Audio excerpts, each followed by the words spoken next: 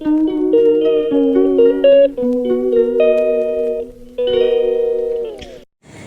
Comment আমি মাঝে মধ্যেই পাই যে আমি সারাদিনে কত ঘন্টা পড়ি বা সারাদিনে কত ঘন্টা পড়া উচিত। তো ভাবলাম এই ভিডিওটাতে সেটারই রিপ্লাই দেওয়া যাক, সেই সাথে সারাদিনের টুকটাক পড়াশোনার পাশাপাশি সারাদিন কিভাবে কাটালাম সেটাই শেয়ার করব।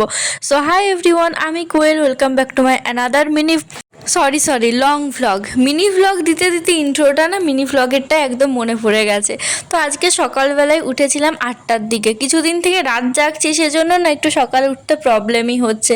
ওঠার পর একটু মেডিটেশন করেছিলাম, মুখ ধুয়ে বিছানা গুছিয়ে একেবারে স্নান করার জন্য চুলটা আঁচড়ে নিচ্ছিলাম। আর এই গ্রীষ্মকালে না আমার চুলটা এত বেশি কুঁকড়ে যায়, কারণ কি আমার মাথাটা প্রচণ্ড বেশি ঘামে। যতই ফ্যান জ্বালায় হাওয়া থাকুক তাও প্রচণ্ড মাথা ঘামে, এজন্য না একটু বেশি একটু কুকড়ানো হয়ে যায়। তো অনেক দিন থেকে মাথায় তেল নেওয়া হয়নি, তো একটু মাথায় তেল নিয়ে নিচ্ছিলাম, না হলে চুলটা একদম লাল হয়ে গেছে। শীতকালে সব কিছু এত ভালো থাকে যে এই গ্রীষ্মকালটা পরে সেই মুখের প্রবলেম, চুলের প্রবলেম সব কিছু যেন একবারেই চলে আসে। সেই সাথে সাথে 10টার পর যদি স্নান করি, জল একদম আগুনের মতো গরম, সেজন্য চেষ্টা করি পড়তে বসার আগে স্নানটা সেরে ফেলার। যদিও এটা গ্রীষ্মকাল বলে না, আমি আগেও এরকমই করতাম। তার আরেকটা কারণ, যাতে পড়তে পড়তে কনসেন্ট্রেশনটা নষ্ট না হয়, সকালে একটানা পড়তে পারি। তো আজকে ব্রেকফাস্টটা সেরকম কিছু খাইনি, শুধু 2 টুকরো শসা আর একটু পেঁপে পাকা খেয়েছিলাম। এই গ্রীষ্মকালে না আমি বেশিরভাগ টাইম ব্রেকফাস্টটা স্কিপ করে যাই, ছাতুর শরবত না হলে ফলমূল এইসবই খাই।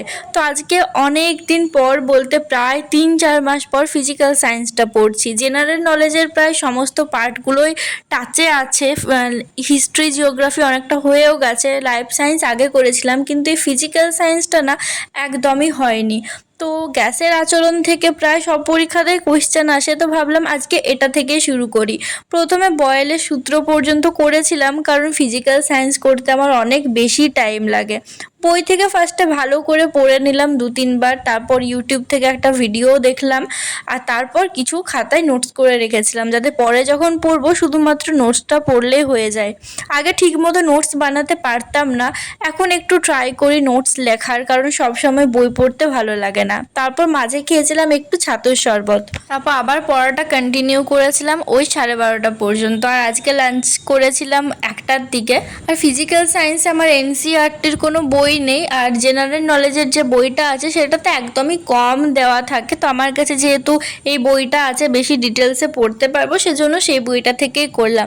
আর আজকে দুপুরে এত বেশি রোদ, দেখো চারদিকটা একদম কি সুন্দর লাগছে অবশ্য দেখতে, কিন্তু গরমে রোদে যতই ভালো লাগুক সৌন্দর্যের কিছুই যেন চোখে পড়ে না। ভিডিওটা করার সময় না আমি সৌন্দর্যটা দেখতে পাচ্ছি, মানে এডিট করার সময়, বাট যখন ভিডিওটা তুলি তখন আমার এত বেশি বিরক্ত লাগছিল।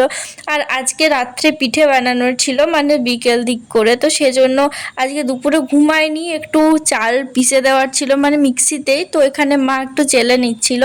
আর আজকে করা ছিল গুড় পিঠে। এমনি আনটাইমে পিঠে খুব একটা হয় না, আসলে অনেক দিন থেকে পিঠে করার চাল রাখা ছিল সেজন্য। তাও আমি একটু ঘুমিয়েছিলাম 4টা থেকে 5টা পর্যন্ত, কারণ আমার ঘুমটা একদম অভ্যেসে পরিণত হয়ে গেছে।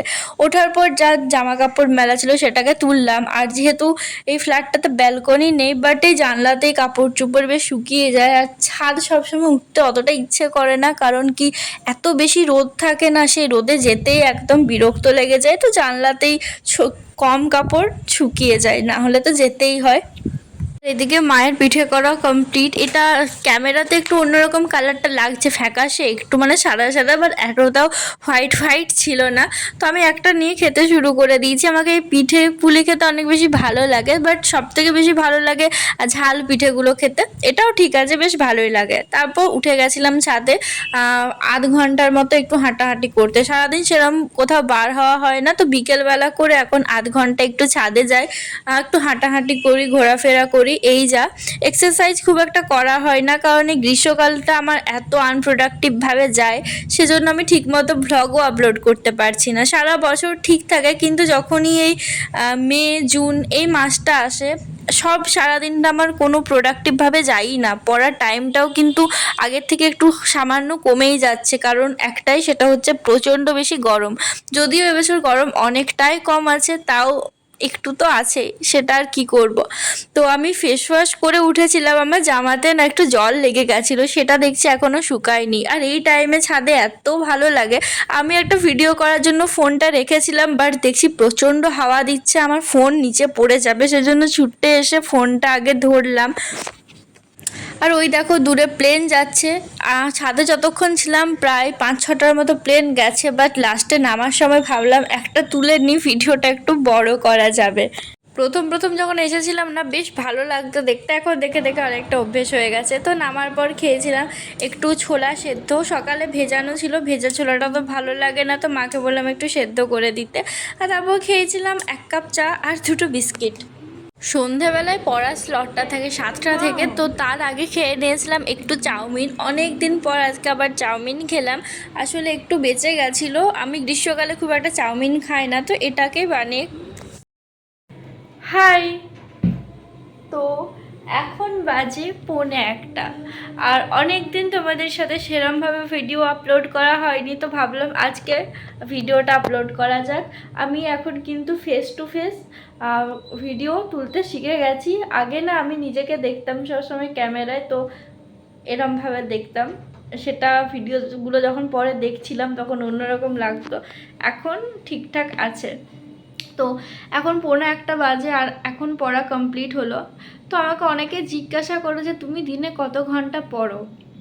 আমার আগে একটা ঠিক ছিল, মানে একটা আমি মাইন্ডসেট করে রাখতাম যে আমাকে 8 ঘন্টা পড়তে হবে, কোনো দিন ভাবতাম আজকে 10 ঘন্টা পড়তে হবে, এরম আগে একটা মাইন্ডসেট ছিল।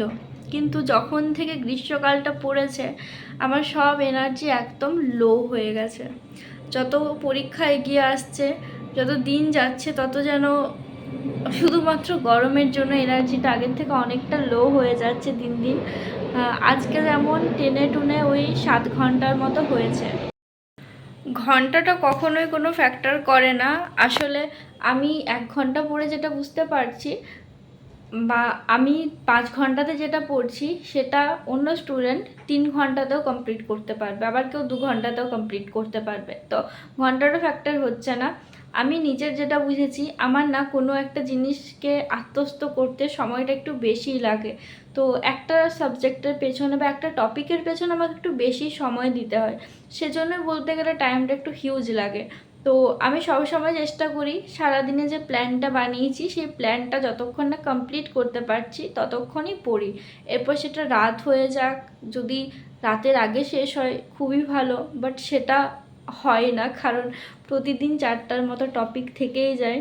আর যেদিনকে ম্যাথগুলো রাখি সেদিন টাইমটা আরও বেশি লেগে যায়, তো আজকে ম্যাথ রাখিনি, সেজন্য টাইমটা একটু কম লেগেছে।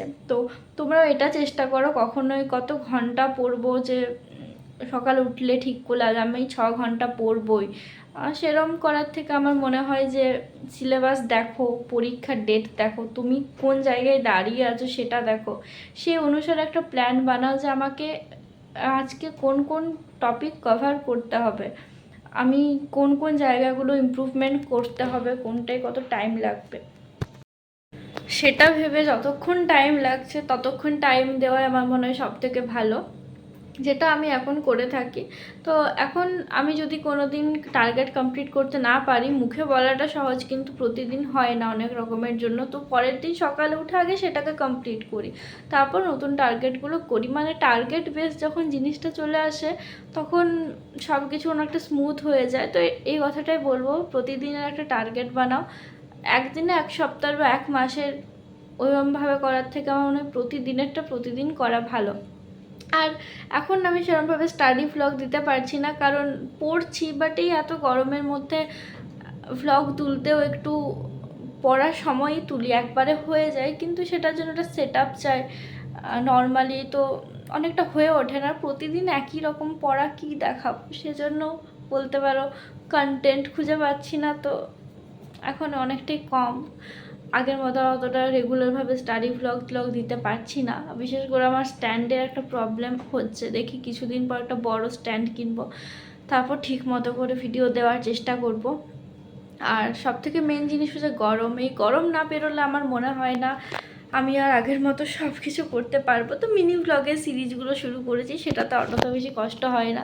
আর আজকে না আবহাওয়াটা একটু ঠান্ডা করলো, সেজন্য আমি অনেক দিন পর আবার ভিডিও এডিট করতে পারছি, বকর বকর করতে পারছি। কারণ যতক্ষণ আমি ভিডিও এডিট করি আমার ফ্যান কিন্তু অফ থাকে।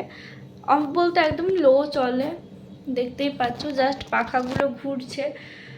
তো প্রচণ্ড গরম লেগে যায়, এটাও একটা কারণ। প্রতিদিন অত হিউজ টাইম ফ্যান অফ করে রাখা কষ্ট হয়, কারণ আমি গরম সহ্য করতে পারি না বেশি, আমার প্রচণ্ড কষ্ট হয় গরমে। এটাই যা। তো চলো ভিডিওটা আজকে এখানেই শেষ করছি। সবাই খুব ভালো থেকো, সুস্থ থেকো, আর যে কথাগুলো বললাম সেগুলো অ্যাপ্লাই করতে পারো, একটু হলেও হেল্প পেতে পারো। সো বাই, সবাই খুব ভালো থেকো, সুস্থ থেকো। খুব তাড়াতাড়ি অন্য একটা নতুন ভিডিওতে দেখা হচ্ছে।